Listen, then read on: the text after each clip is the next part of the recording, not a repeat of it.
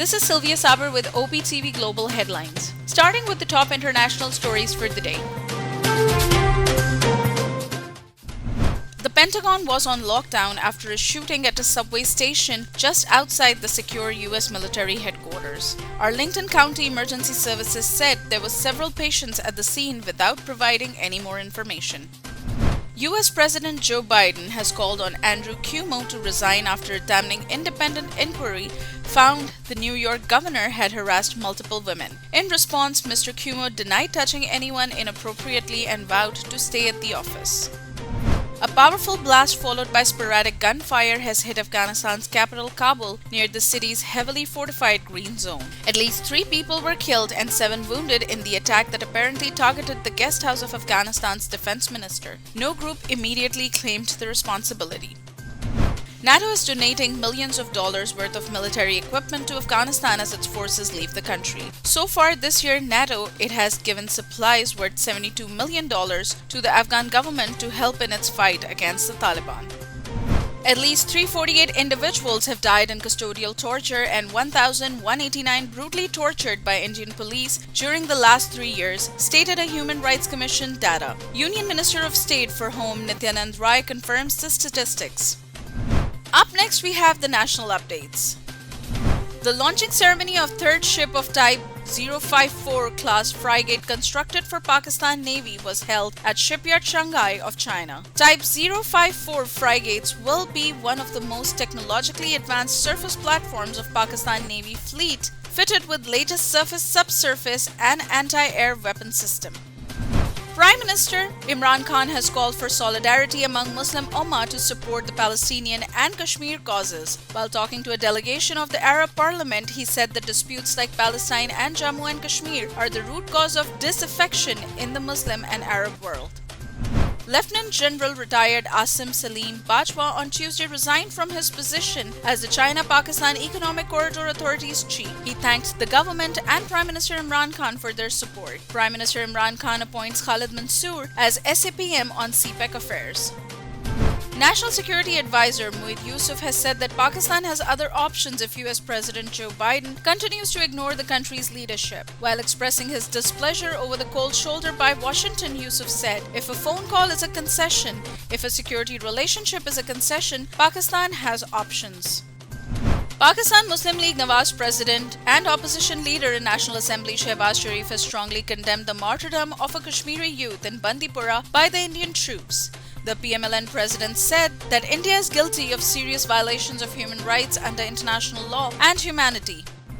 Former Senator and Pakistan Tehreek-e-Insaf leader Maulana Tanveerul Haq Thanvi has bid farewell to the ruling party and announced to join Pakistan People's Party. He said that "I was not active in PTI and PMLN is entangled in its own problems." Up next, we have the health updates.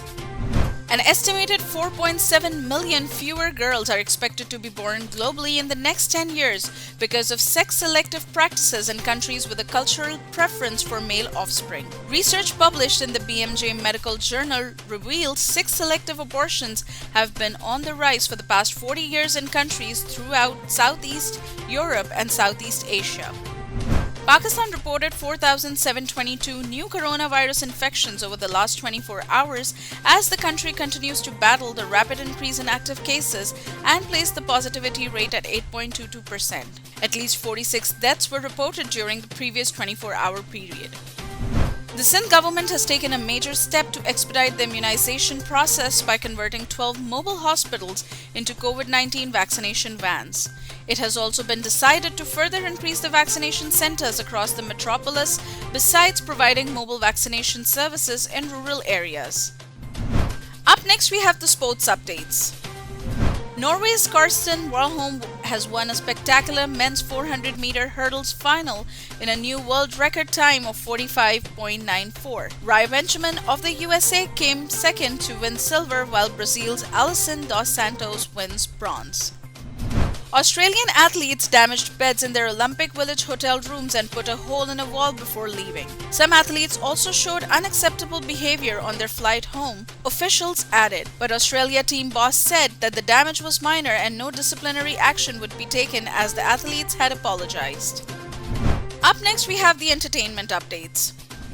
Pakistani actor Faisal Qureshi is the latest celebrity to have contracted the Delta variant of COVID-19. The actor shared with his fans that he's in self-isolation and asymptomatic.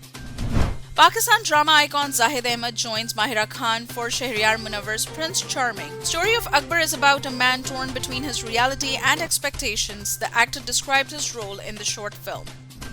Up next, we have the business updates. The Pakistani government mulled over a plan to build a large-scale LNG terminal with a network of pipelines at the Gwadar port along with a truckload facility. 40% of gas in China is supplied through pipelines, Pak-China Relations Steering Committee told. The exports of cement witnessed an increase of 3.26% during a fiscal year 2020 to 2021. In Pakistan, against the exports of the corresponding period of last year, the cement exports were recorded at $267.910 million during July till June of 2020 to 2021. The International Monetary Fund has announced to allocate $650 billion for member countries amid anti-COVID measures. Pakistan is also likely to receive $2.8 billion in this regard. The allocation will be available to all member countries from August 23rd. Up next, we have the update on science and technology. Chinese paleontologists have discovered fossilized remains of the largest land mammal from along the border of the Tibetan Plateau. Appearing to be some strange mix of a giraffe and an elephant, Paraceratherium was in fact a giant early rhinoceros. The ancient rhino's skull alone was roughly the size of a human torso, while the animal's shoulders would have reached 5 meters above the ground.